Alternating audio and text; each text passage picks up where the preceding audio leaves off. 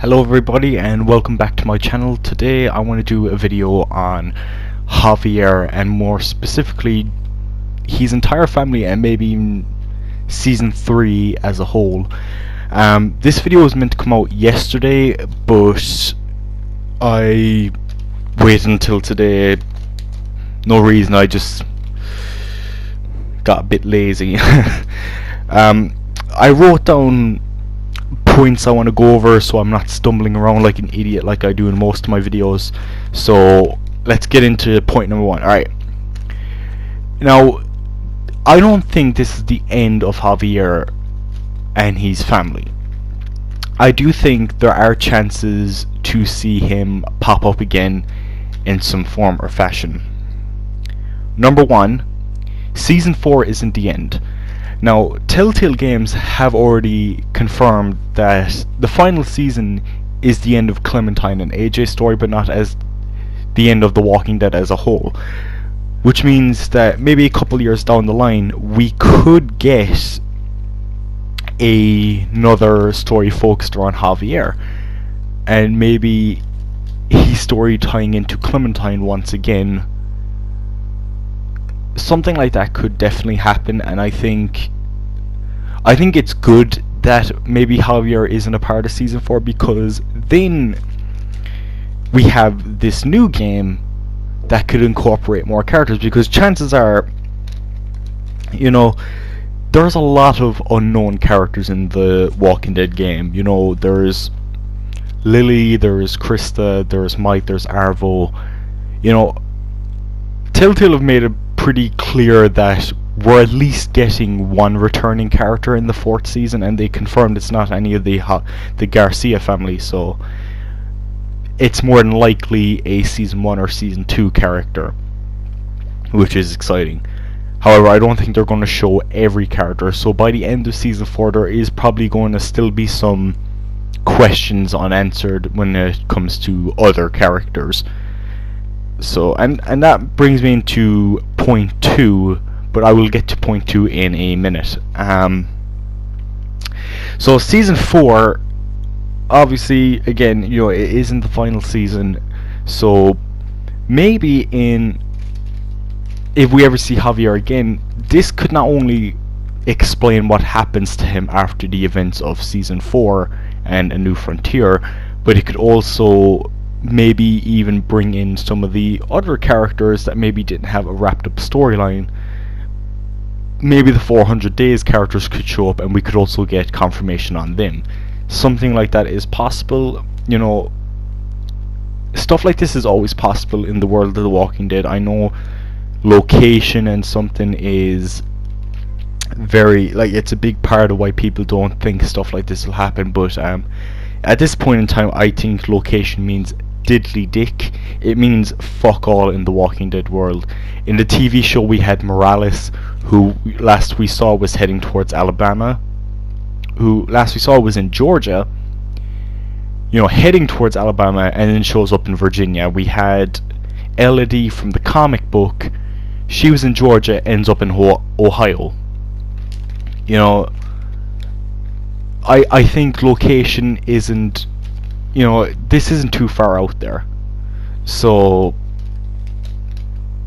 I think people should just get over that fact and really don't think about something like that. Think, does it make a good story?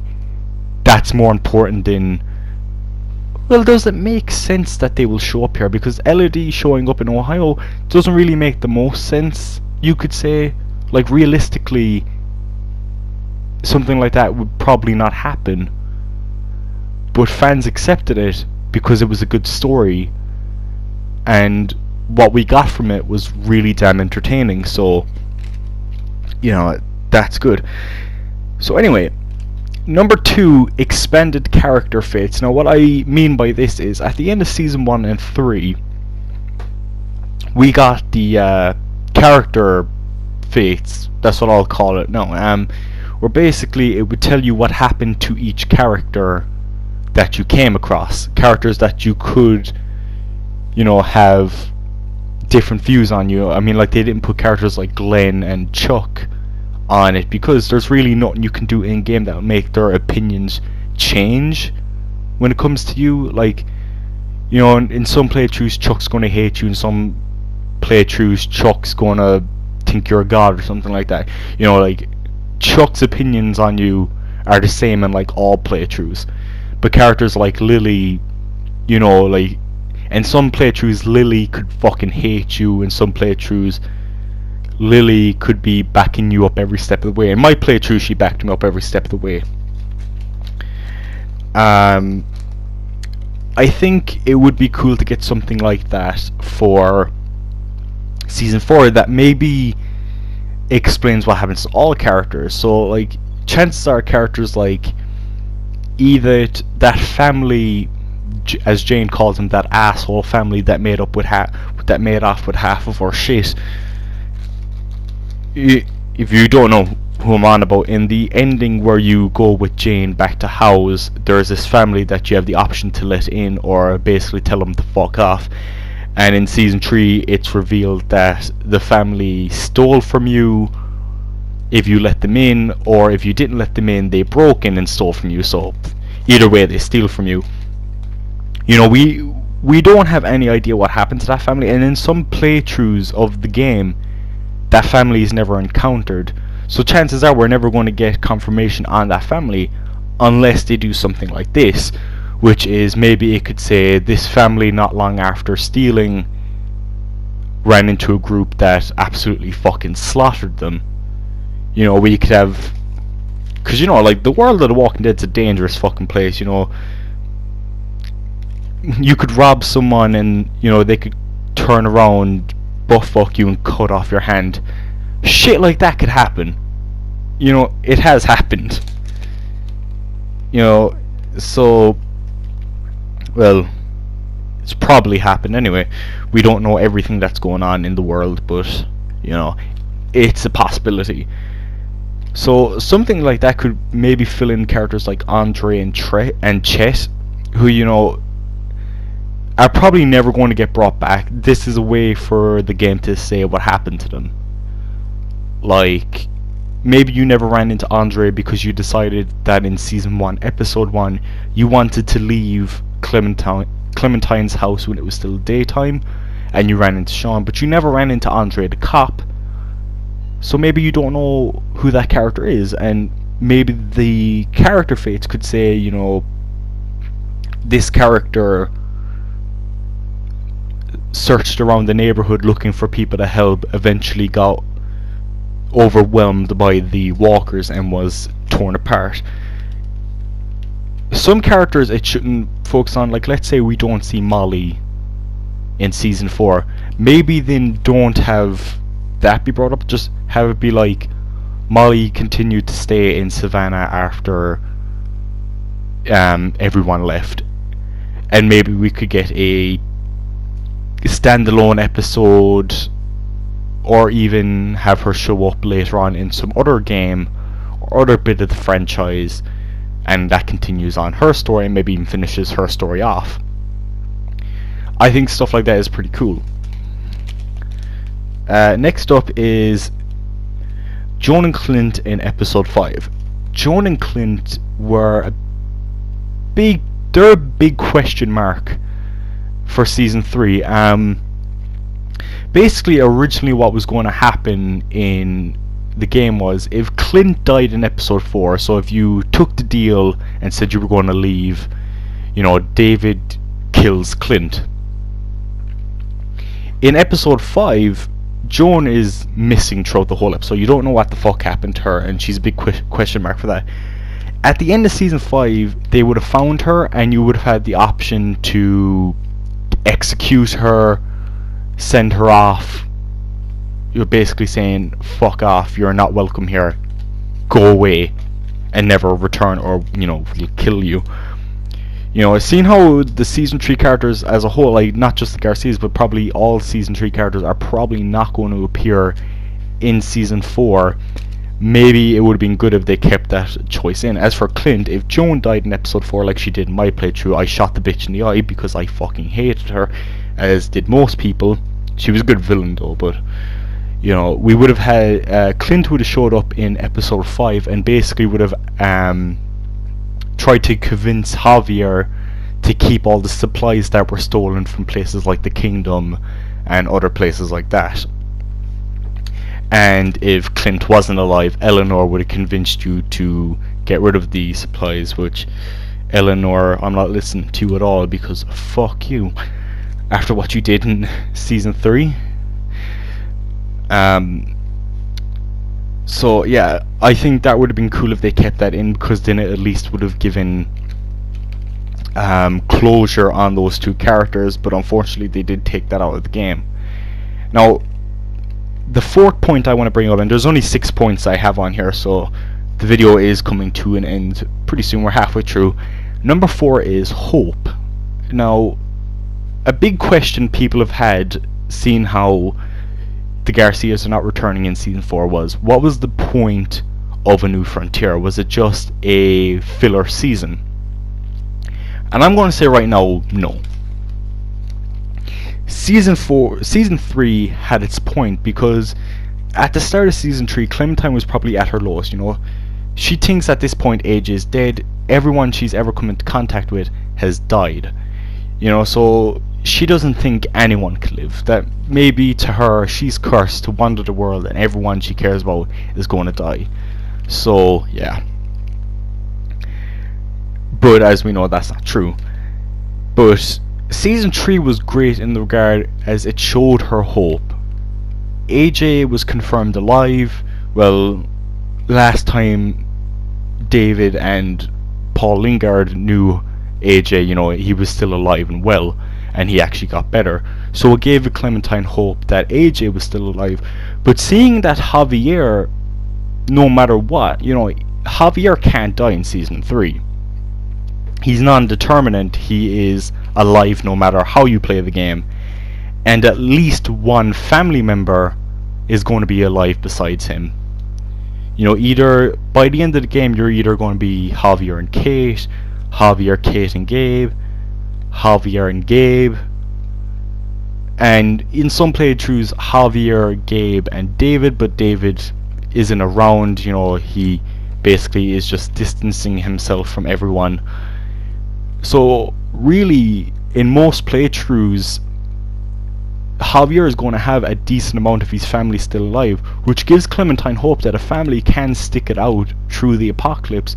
And just because, you know, some people have died doesn't mean everyone's going to die, and you can let yourself open up to more characters, because, you know, they're not going to die 5 minutes from now.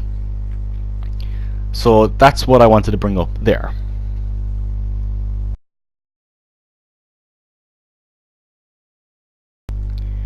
Okay, so the next point I want to bring up is Javier's story continues.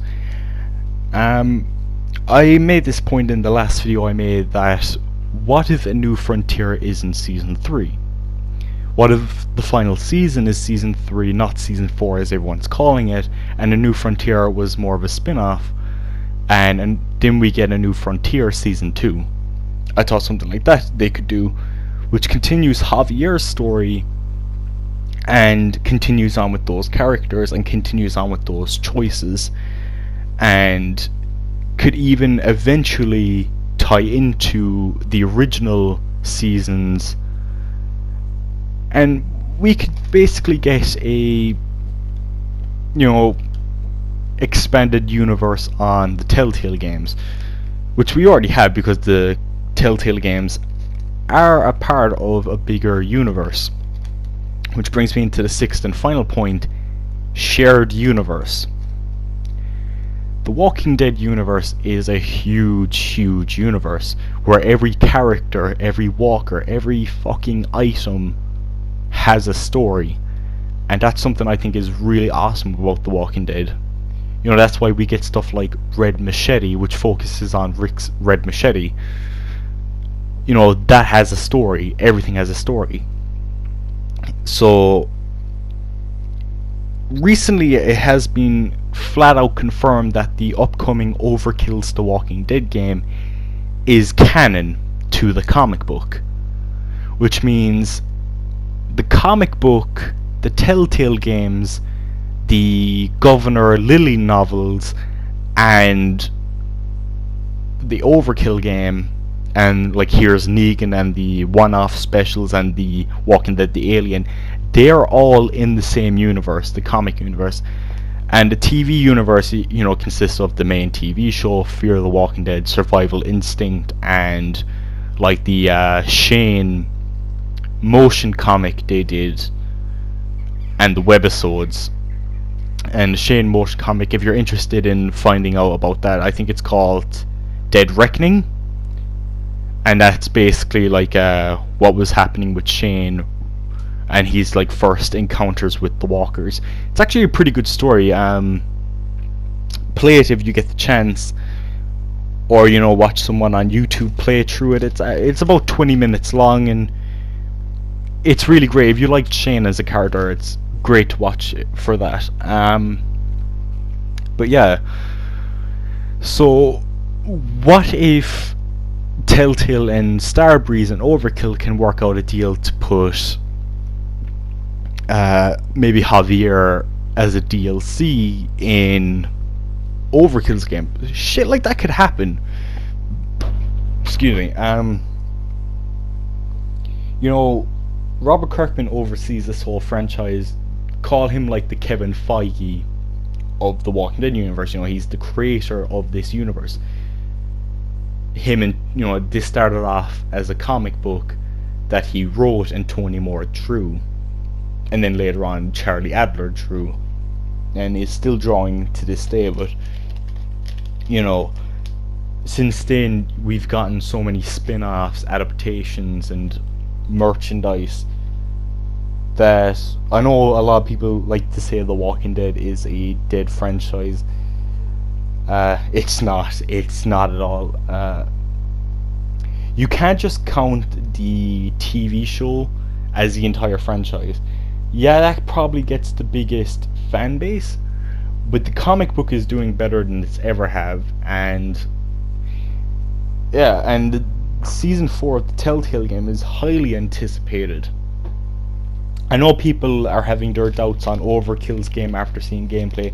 I think the game looks fun, and I'm going to save judgment on the game until it actually comes out, which I think a lot of people should be doing, is give this game a try when it comes out.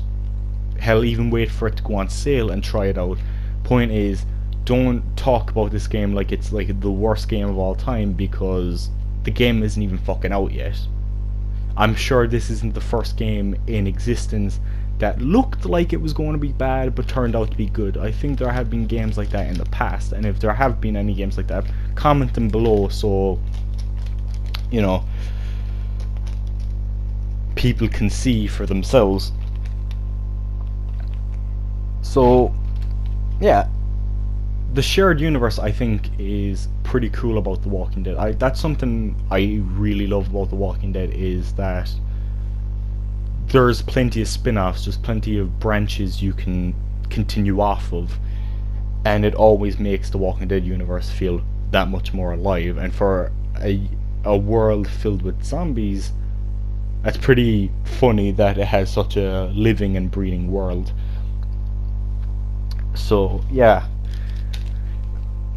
anyway, I hope you enjoyed this video. I'm sorry it's, you know, going on 20 minutes long.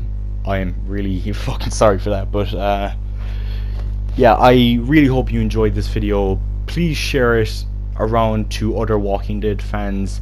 If you like, maybe you're like me and you think A New Frontier was a pretty damn good season and you want some defense on it, share this around to people that maybe didn't like season 3, and maybe this video can help change their minds. I don't want to change people's minds forcibly, obviously, but maybe people could see this video and be like, okay, so that was the point of season 3, and season 3 is probably not going to be abandoned.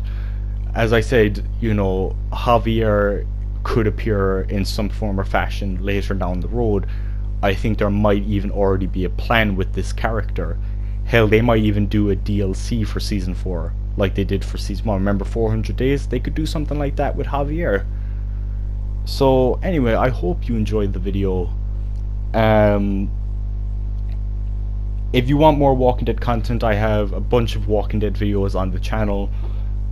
And yeah, thanks for watching, guys. Goodbye.